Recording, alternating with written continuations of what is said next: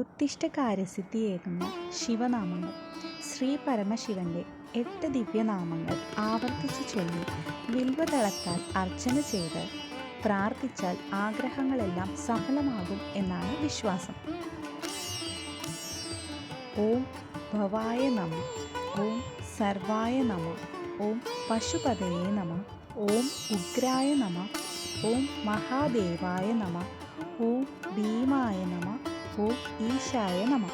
ഈ പറഞ്ഞ നാമങ്ങൾ, ശിവനാമങ്ങൾ ചൊല്ലി ഏകാഗ്രതയോടെയും നിർമ്മല മനസ്സോടുകൂടിയും പ്രാർത്ഥിച്ചാൽ ജീവിതത്തിൽ ദുഃഖങ്ങളും ദുരിതങ്ങളും അകന്ന് സമൃദ്ധിയും സന്തോഷവും ഉണ്ടാകും.